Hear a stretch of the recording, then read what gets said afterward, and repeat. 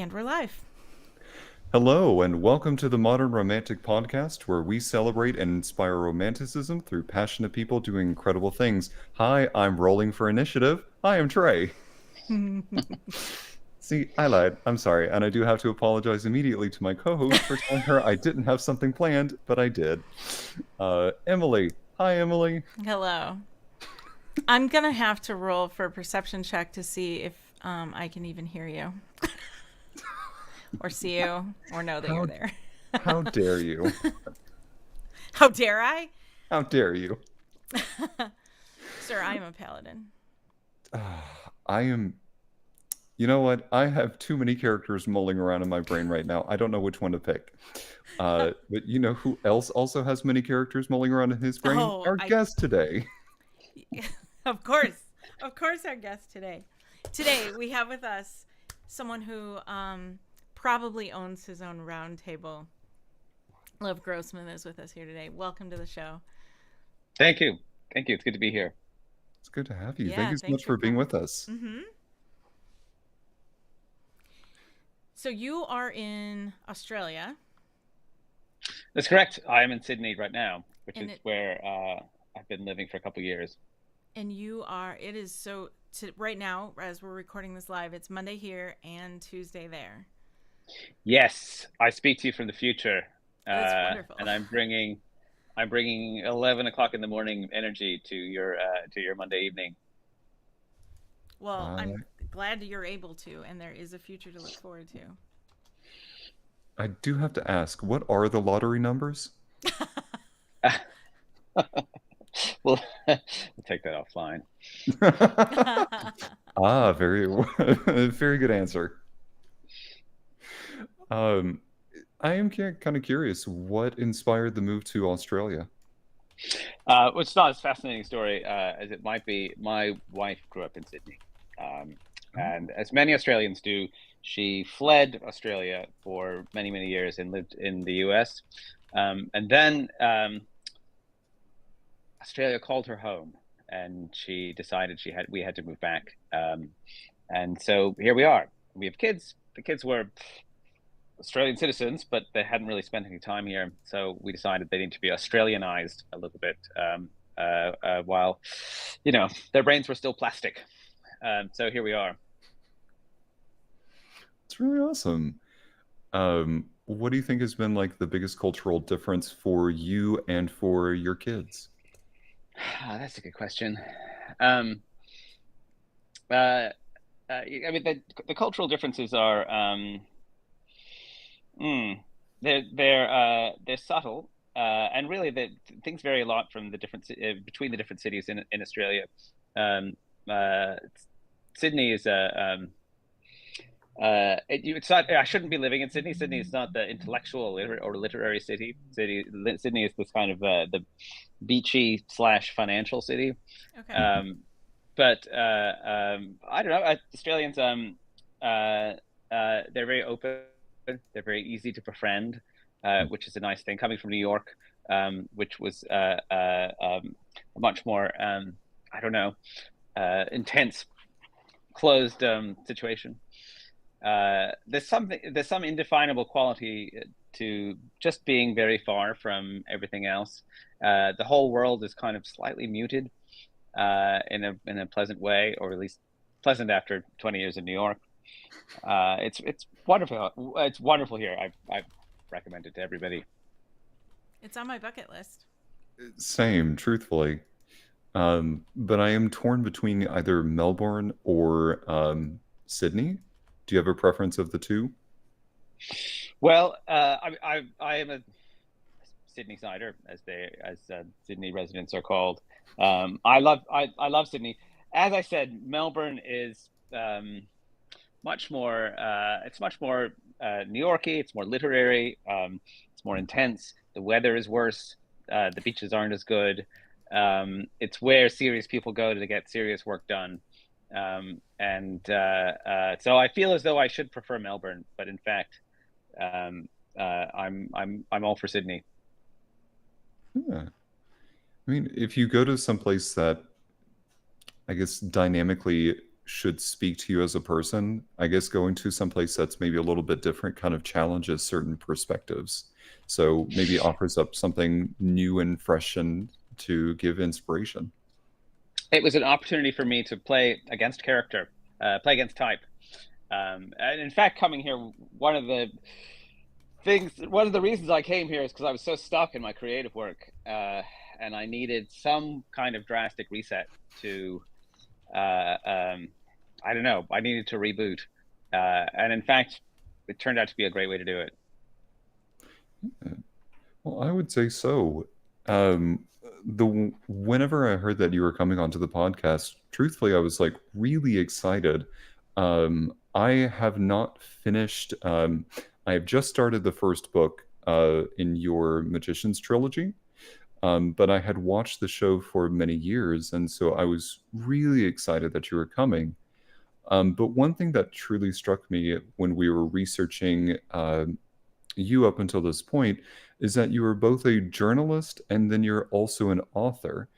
And so for you, I would like to understand where the line for writing about the world in which we live and then taking that and writing these combination of sci-fi, high fantasy with still a lot of very human centric elements to it. How did you, one, make separate spaces for those, and then also bridge the gap between those? Well, that's a we're diving right into the difficult questions. Yeah. Hi, sorry, let me ask you Wow. 5 questions in a row. Well, I mean, one thing I like in my one thing I like in my fantasy is a powerful sense of groundedness. I really like that sense that we are in a world that has a history, that has you know, an economy, that has all its working parts in place. So it feels sort of solid and real in that way that I don't know, Westeros does. And I can tell you what's good practice in world building is writing about actual reality. When you are, when you're writing a magazine piece, the pieces, I worked for Time magazine for 19 years. And those pieces were quite short. They had to grab your attention absolutely immediately. They had to include a lot of information in a way that wasn't sort of oppressive or homeworky, and bringing those very practical skills, technical skills almost, to fantasy was, I think it was very helpful to me. One of the big challenges, of course, in building a new world is putting across the information in ways that are sort of subtle and not info dumpy. And that don't lose the reader's attention. And those skills carried across from Time quite a bit. I also, in the earlier part of my creative career, was extremely pretentious.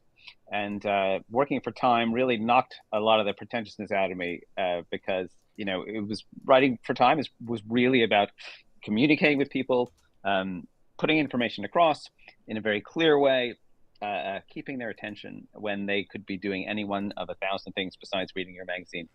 I really learned to write like a normal person, and that was an amazing education in itself. I love that answer. I've seen that you've written for a number of different publications. You've talked about Time.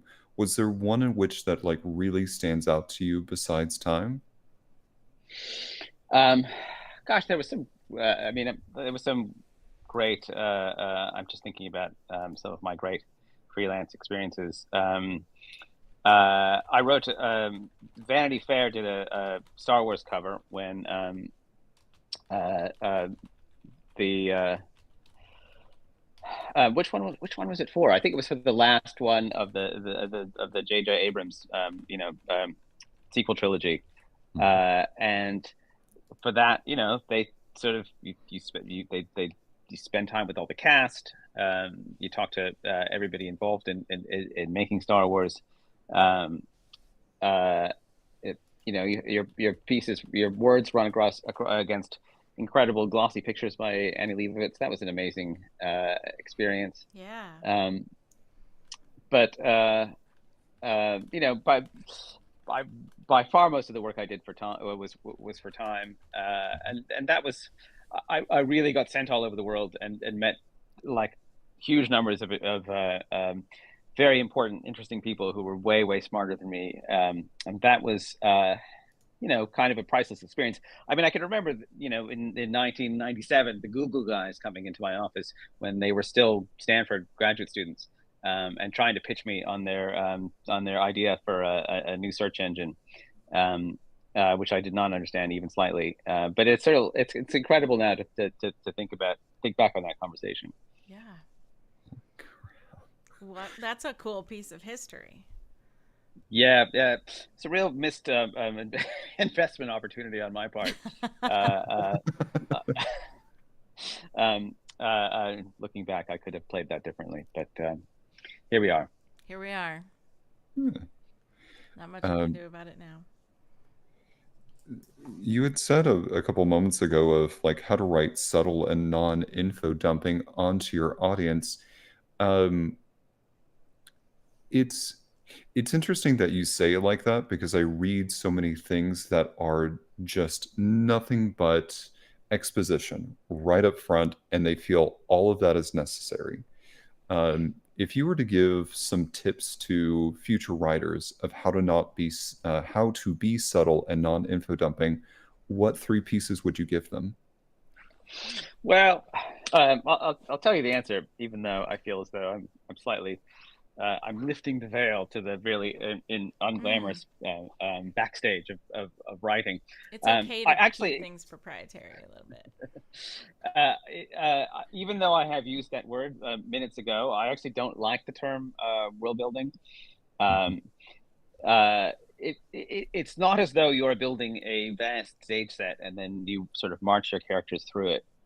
In my experience, the world exists to serve the story, and so your characters are going through this journey that they have to go through, and they're going through their various psychological and spiritual transformations. And the world is there to assist them, and it enables them at sometimes, and it pushes back against them at other times, or it chimes with something that's going on inside them. It's actually a much more flexible and polymorphous entity than a sort of static standing stage set. So I tend to world build as I go, Mhm. rather than doing, for example, the Tolkien thing of writing an entire dictionary of the Elvish language before my elf walks on stage. I will make up things as I go, and hopefully they'll stay more or less consistent. Um, uh, but what they're really doing is they're resonating with what's happening inside the characters, and then when I get to the very end, I then go back and try to normalize everything so that it all makes sense with each other. But I tend not to think about it actually as building a working world until relatively late in the process. And the only other thing about world building is no one character is allowed to say to another character anything that character would already know.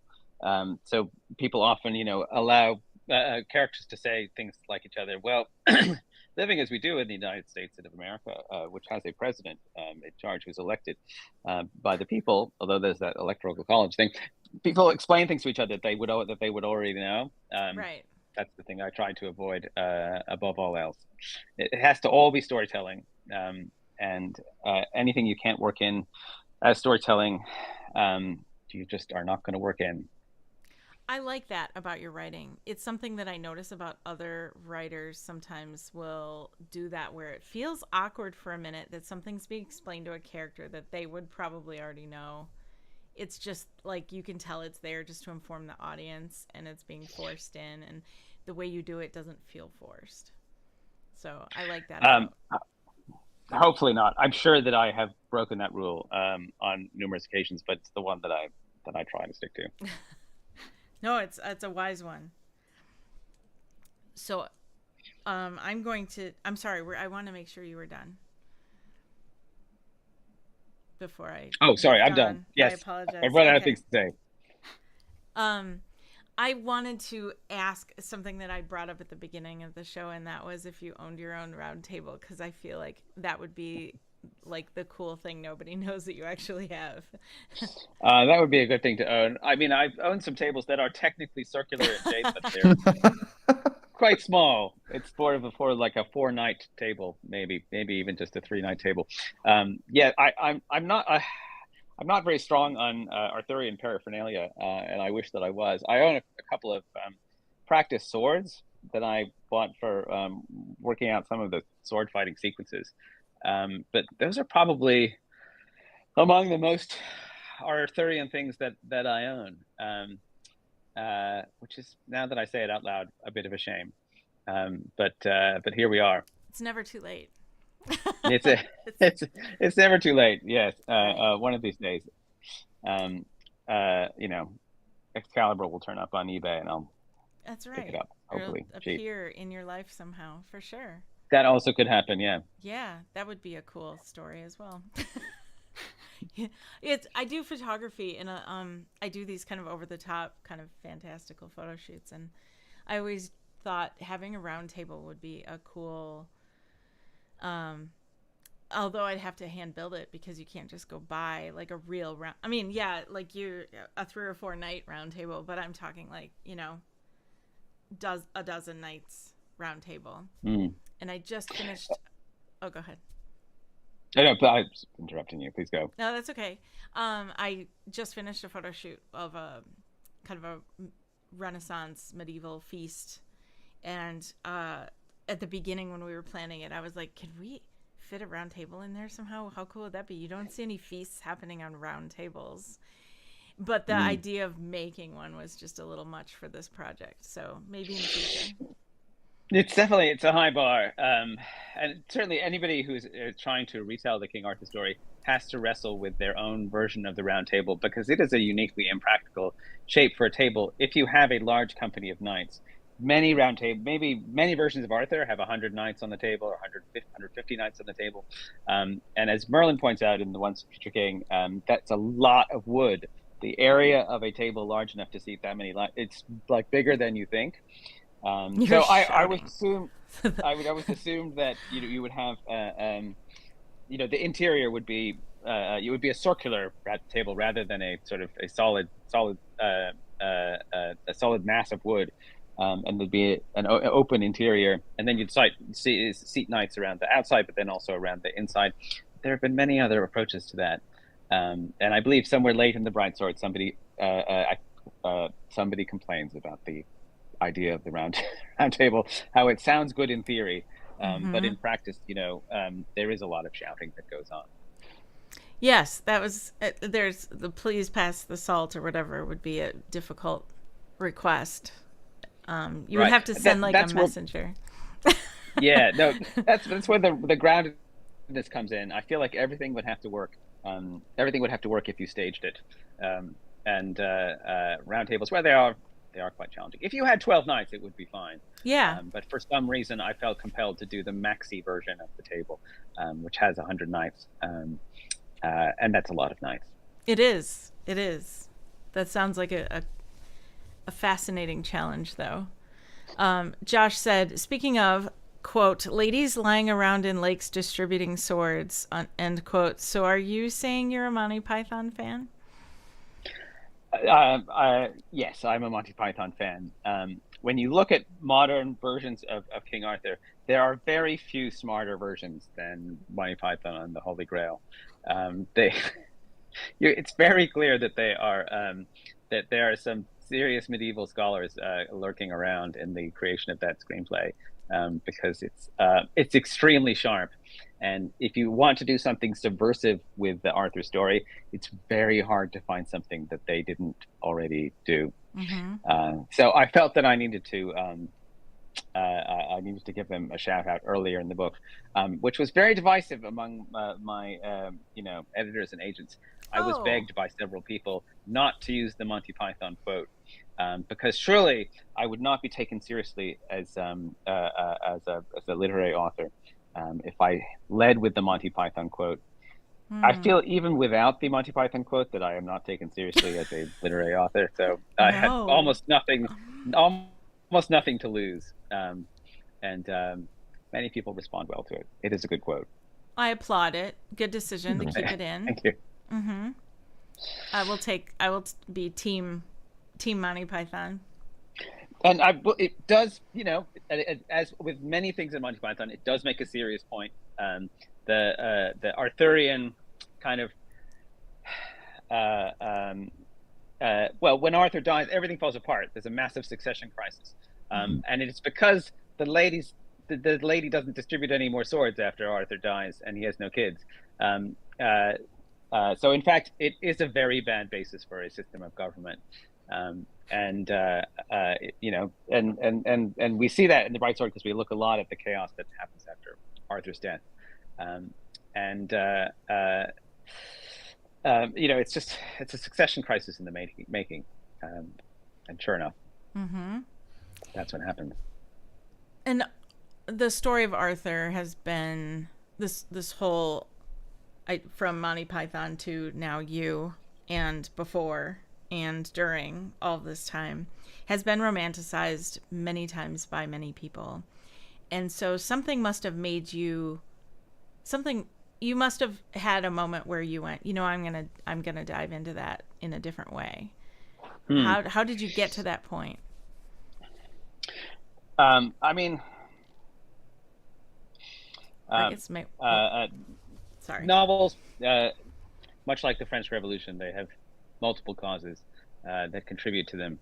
And in my case, I was a devoted Arthur fan to the point where until I was in my 40s, I never really thought about writing Arthur myself because it was such a big deal and it had been done.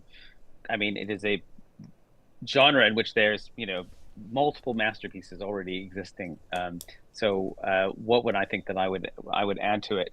And I guess one of the things that was going on, which sort of speaks to the wheelhouse of this podcast, is I felt as though Arthur were being quite de-romanticized. I felt as though we were getting a lot of rather hard-boiled, sort of noirish Arthurs, like the Arthur of The Winter King, the Bernard Cornwell, or the Charlie Hunnam Arthur from the movie. There was a move to kind of demystify Arthur in a way which I think is pretty cool. And if I were doing this, running Arthur 30 years ago, I probably would feel that pull as well, to kind of reground him in his historical reality. But contrary to what I said about 10 minutes ago, in this case, I felt as though what I really wanted was a romance Arthur. I wanted an Arthur with tons of magic and fairies. People tend to take him back to the 6th century, which is where he would historically have lived, at a time when there were no castles and there were no knightly tournaments and there was no plate armor and streaming pennants and shields with coats of arms on them and all that lovely stuff. And it is way more historically accurate to do Arthur that way. But I felt as though he had been done that way so much lately that I wanted to move the other way. I remember reading that Aaron Sorkin had taken all the magic out of Camelot, the musical, when he kind of refurbished the book of that musical. And I thought, no, that's exactly wrong. It's exactly wrong. We should lean into the magicalness of Arthur and the romanticness of him, and do all the love stories and all the magic as much as we possibly can. So that was one of the impulses behind it, was to kind of re-enchant Arthur in this way that I felt like he was in line for. And the other part was the idea of writing about that period after Arthur's death, which had never really, no one's ever really told that story about what happens after Arthur dies. And of course, it is a bit silly to write a King Arthur story that has King Arthur dead in it. So there are probably half the book is flashbacks to when Arthur was alive. But this idea of that kind of broken world that existed after he died, where all the lights went out and nobody had any stars left to steer by, I found it so appealing, and it felt very modern to me. I feel like when you're writing Arthur, you need to find what is in that story that resonates with the world that you are in at this moment. And I felt like that collapse of the institutions that we trust, and that shared sense of value. That was something that I recognized from what was happening right now, and it Mm-hmm. made the story meaningful in a new way to me. Plus, the idea of bringing on the minor characters, writing about a time in the Arthurian timeline when most of the heroes are dead, so you can take these characters who have been the Rosencrantz and Guildensterns, the people at the very edges of the story, and who aren't really even heroes, and bring them to the center of the stage and say, "All right, now we're going to find out: are you a hero, or are you not?" Um, that was a compelling story to me. Mm-hmm. And you included some Latin, which is a romantic inclusion as well. Is it Latin a language that you already possessed a working knowledge of, or? I definitely have taken Latin. I come from a family of Latin scholars, and I am by far the worst Latin scholar in the family. So any of my siblings are watching this, I can't really claim to have any mastery of Latin. But I did think that they ought to be speaking Latin, since they Yeah. would have seen themselves as kind of heirs to the Roman Empire. Um, so yes, love to have as much Latin as possible, and even a word or two of Brythonic, the old British language. Mm-hmm. Very fitting. The thing I was struck by that you were talking about when it comes to the Arthurian myth is this idea of what exists after this, where all the stories kind of take place. All the iterations that have come before have focused mostly on his life, but really looking at, yes, flashbacks, but also what happens after. And it feels like it keeps the conversation forward. Do you feel ever like when stories continue to be retold in different ways, like Cinderella or these other fairy tales, that they're not really pushing that conversation forward and we just kind of get caught up in that same rehashing? Well, we're living in it's a great time for retellings. I mean, this idea of retelling stories. There's a great uh, book. Ava Reid, the new Lady Macbeth novel, is a good example. But there are so many good examples of interesting retellings that have been done recently. But I certainly, in the case of Arthur, I feel like one really has to earn it. You have to take the story and find a meaning that is buried in it, that has been there all along. Um, but and bring it to light in a way that that nobody else has before. And I think in the case of the Bright Sword, the most obvious one is just this idea of keeping the cameras rolling after Arthur dies. It's almost the definition of an Arthur story is that it ends when Arthur dies. The Mort d'Arthur, the death of Arthur,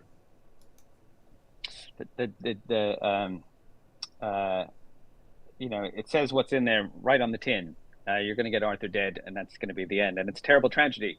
But this idea of keeping the story going and looking at the people who have to live on after Arthur dies, and it becomes much more about surviving in this kind of almost post-apocalyptic world, and what you have to do to keep going in that world. The story becomes about that, which to me, I don't know, seemed like a powerful story that had been waiting for a long time to be told. When T.H. White wrote The Once and Future King, he was the first person to tell that story of Arthur's childhood, of the Sword and the Stone, with Merlin being Arthur's tutor and changing him into animals and teaching him life lessons and things like that. No one had ever done that before. T.H. White made up all that stuff, and he kind of filled in this area that on the map that had been blank all for 1,000 years of Arthur retellings. And I realized there was a big blank space in that world after he died. So why not scribble on it? Absolutely. Yep. The Sandra said the unsung hero stories are wonderful. Not only the knights, but Nimue and Morgan. Yes. It's not original with me, the idea of looking at the female characters in the Arthurian world. obviously, it was done very indelibly by the now canceled Marion Zimmer Bradley in Mists of Avalon. But it's one of those good ideas that you really can't do often enough, as looking at those characters.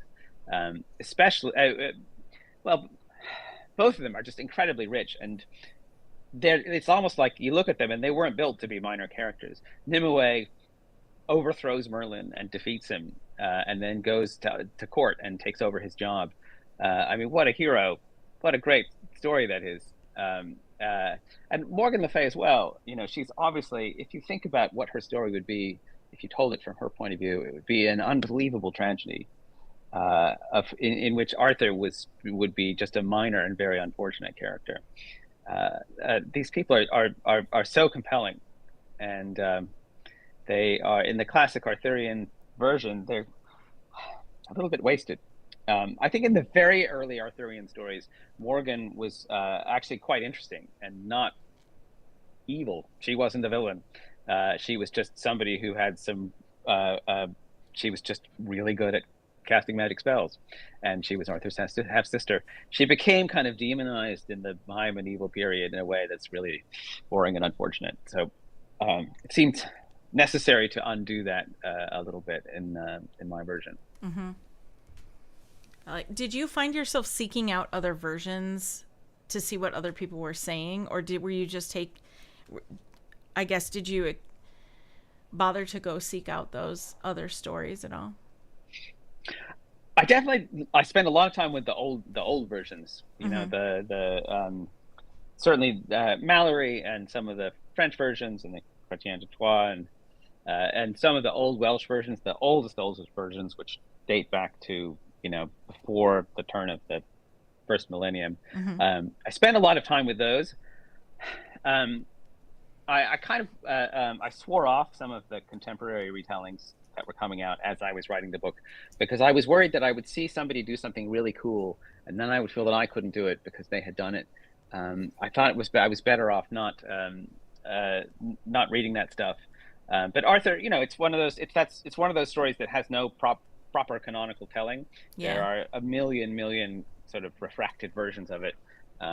It's like this incredible multiverse, and so I definitely spent a while, you know, in exploring the Arthurian multiverse and finding you know, different versions. You know, in some of the really early versions, the Old Welsh, in the Mabinogion, you know, the Knights of the Round Table, each of them has a superpower. It's crazy, and almost, it's kind of very Marvel. And so I borrowed a little bit to give some of the knights little magic powers, because I thought it was cool. And if anybody asked me about it, I could say, well, look, they did it in the Mabinogion, so it's super authentic. Super authentic. That's right. Sandra also said the book flows so well, especially with the characters' backstories. With you writing it over 10 years, how hard was it to keep that flow and ensure that it melded together?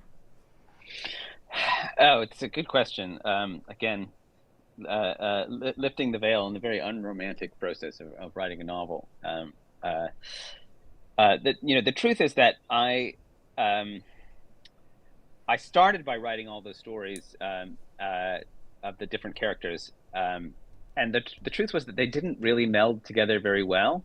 They were all very separate, in that kind of, I don't know, sort of Chaucerian Kenneroo Tales way, but I realized that I needed them to connect to each other, and to connect to the sort of present day story in a way that felt more organic. So a lot of the process of writing the book was finding connections and resonances between the different backstories of the characters. They all have this sort of story where they begin and they are in some way disempowered or excluded. Bedivere, for example, he only has one hand, and also he is gay, and he has to find his own path to feeling powerful and kind of owning who he is. And each of them has their own version of that arc. And I wanted them to feel like they were all part of the same world and bumping into each other, and interacting and connecting with each other. And it took a while to make those connections. It sounds like a very human-centric approach, or putting a lot of authenticity into the characters and not just writing them to serve some other larger plot. Yeah, the larger I wanted to ignore the larger plot as much as possible. Um, I mean, again, the great thing that T.H. White is sort of my major obsession as a Arthurian writer. The way that he gave them modern psychological novelistic personalities was so revolutionary, so incredible. No one had really done that before, and I wanted to kind of keep doing that to build them out in this way, and just sort of make them be themselves, and make them be human beings, especially human beings whose stories, obviously they were gay knights on the round table. There's gay people in the NFL, there's gay people in the NBA, there's surely gay people on the round table, but nobody ever talks about it, what that would be like, feeling like you had to kind of disavow who you were all the time. um, it just seemed like such an important story that was sitting there waiting for somebody to write. Yeah, absolutely not done before that I know of. And not done to make a point really, but more just to say, this is a human experience that assuredly happened, and um, let's talk about it. Let's think about what it would be like. It's giving light to something, and it's in a way it's challenging preconceived notions of, oh, it didn't happen until just modern times. No, no, no, no, no, no. Let's back that up. It actually did. I remember writing in The Magicians, one of the characters in particular, Elliot has this very fluid sexuality. He doesn't really identify necessarily as gay in a straightforward way, but most of his relationships are with other men. And I remember writing that into the story of The Magicians, without thinking about it at all. He was based on a person that I knew, with a kind of similar sexual profile. But when they came out, people pointed out that there weren't that many gay people in fantasy. I think there are a lot more now. This is 15 years ago. But I remember how much people responded to that kind of representation. And I feel as though in the Arthurian universe, I'd found a little corner of the fantasy universe that was so conservative and unreconstructed that it needed a little bit of someone had to let some light in there. While it's not fantasy, years later, whenever Schitt's Creek came out, the conversation with David and Stevie standing in the wine, they're picking out some wines. That whole metaphor of he likes the wine and not necessarily the label on it, I felt like that was a nice parallel to the character that I got introduced to of Elliot. Yeah, and if you watch the show, it's they did a very good job bringing the character from the books to the screen. It's very much the same person, to the point where now when I picture Elliot from the books, I can only picture that actor, Hale Appleman, who obviously I had Ken and Elliot when I wrote the books, but he has obliterated and taken over my personal Elliot and become my personal Elliot. Funny how that works. Yeah. I'm intrigued by Sandra's comment here, who, as she was reading it, she felt like Lancelot was the villain of your story, which, to your earlier comment, is just kind of exploring some of these potentially unexplored ideas. Um, what is your take on that, and what is your take on Lancelot as a character in general? Well, it's funny. I don't want to get too spoilery about the Bright Sword, and it's true that we look at a darker Lancelot than many of the Lancelots out there, which in retrospect I look back and think it's kind of a shame, because I love Lancelot. He's such a source of pathos. His story is one of my favorite stories in the Arthurian world, and yet when I came to write my own personal Lancelot, I found getting inside him, he's got to be a very strange and quite extreme personality. I mean, this is somebody who you look at people who are at the very peak of physical performance, who have pushed themselves so hard that basically nobody can stand up against them. What inside that person would drive them in that way? It made me look around for what was motivating Lancelot. His purpose, yeah. And you know, traditionally, it's his desire for, I don't know, for perfection, to become the chivalric ideal of a knight, and I appreciated that. And at the same time, I felt as though it was only half an answer. And you know, I almost want to go back and write another Arthurian version, which does a different Lancelot, because I love him so much. The story of Lancelot and Sir Ure, the Hungarian knight, who he heals as kind of the last miracle, basically, that he's allowed to do. It's probably my favorite Arthurian story. That and the story of Lancelot and Galahad.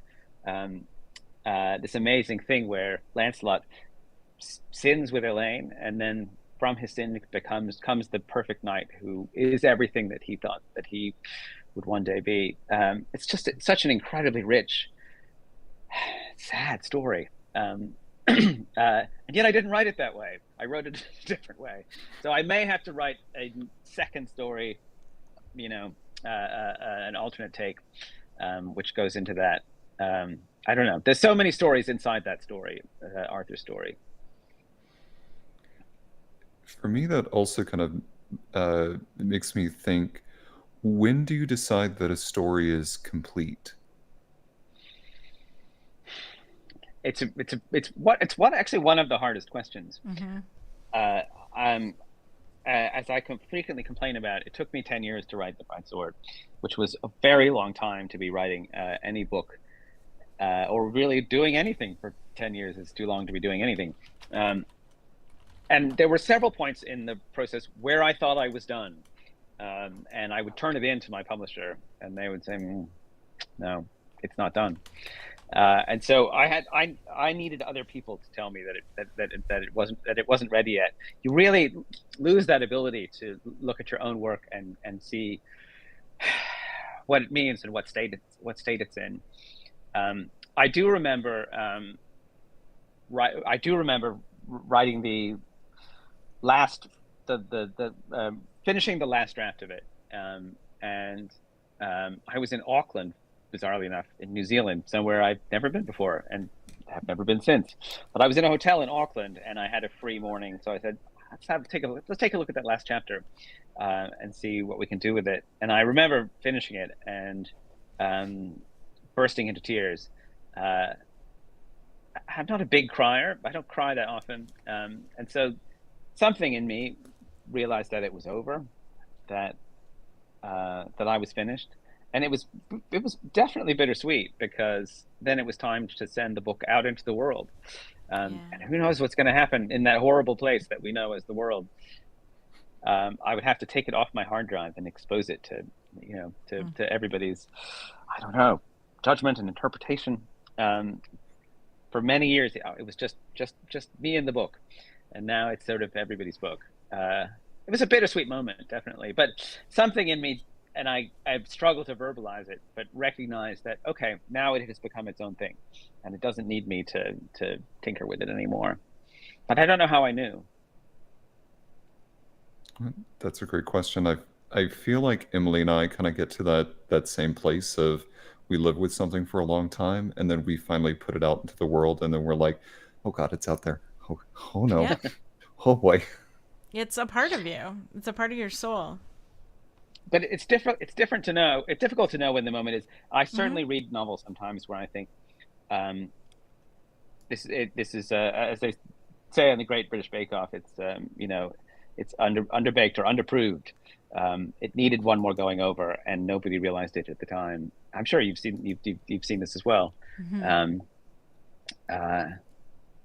And it's challenging because at a certain point, you don't get paid until the book is done, and then you turn it in, and then you get what they call in publishing an accepted manuscript, and that triggers a payment, and then it's published, and that triggers another payment. At a certain point, you're running out of money, and you need to turn it in because the real world is your children are asking for food, and you don't have any. Right.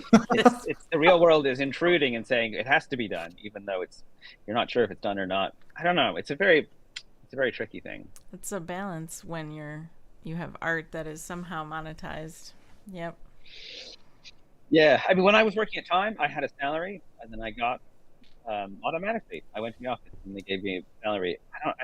I quit Time 8 years ago, and since then, I only get paid when I finish a work of art, and it does complicate things a little bit.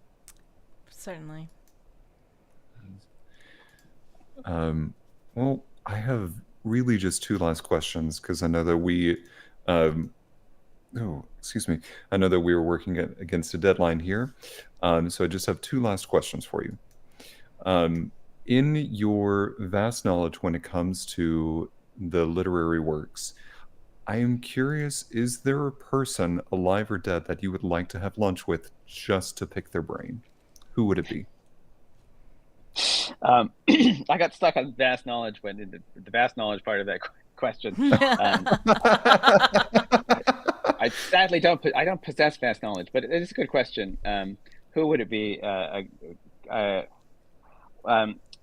Those who are very familiar with the Magicians probably would recognize that I have a bit of an Evelyn Waugh obsession. Brideshead Revisited is a book that he's a very romantic writer, Evelyn Waugh, very dark in his way. I think that he would be hilarious to have lunch with, and unbelievably smart. I don't think that Evelyn Waugh would like me. I think that he's a very judgmental person, and very caustic. Caustic isn't enough. He's quite mean with his humor. And yet I've always longed to know what it would be like to sit across the table from him. Yeah. He's the first person who comes to mind. It would be an experience regardless. Yeah, it would. He'd get really drunk, so it would be loose. It would be a loose lunch, definitely. A loose lunch. Well, still, I feel that is a great answer. And you never know, like he could come back and really enjoy your company. So I would love not to think pass it. My other question for you is, I had asked you earlier about tips for making things more subtle and less info dumping, but now I'm going to gear it more towards those who are just getting into writing. What is one piece of advice that you wish somebody would have given you when you were younger that you're then going to turn around and give to new writers? Oh, that's a good question. There's a few of them. I was a very slow learner as a writer. I'd been writing for 20 years before The Magicians came out, and that was my first hit. The first thing I wish somebody had said to me was, "It's all going to be okay." Yeah. If you think that you are a writer, if you think you're a writer, if you feel like there's something in here that belongs on a page, you're almost certainly correct. And if you keep at it long enough, it will come out. But it might take longer than you expect. But what else would I say? I would say experiment with cutting off the first 20 pages of your book, and you can probably start it later in the story than you think. I would urge myself to read everything aloud. I would urge myself to pay attention to my transitions. This is what I don't teach writing that often, but when I occasionally do, it's mostly me yelling at people to look at their transitions. Last sentence of each paragraph and the first sentence of the next paragraph. How do they relate to each other? Do they sync up? Do they flow one to the other in a way that makes it hard for people to stop reading? When I'm reading a writer who has good transitions, I know that I'm reading a professional writer who has their book is not underbaked. They've looked at it enough times. Somebody once said to me that the way a chapter works is that two things are happening at the same time, and at the end of the chapter, they connect. And I've invoked that to myself many, many times. It's not always true, but it's definitely a good way to think about a chapter. That's it. That's all the things I can think of, but I'm sure there are more. That was well said. Very well. Yeah. Sorry, Trey.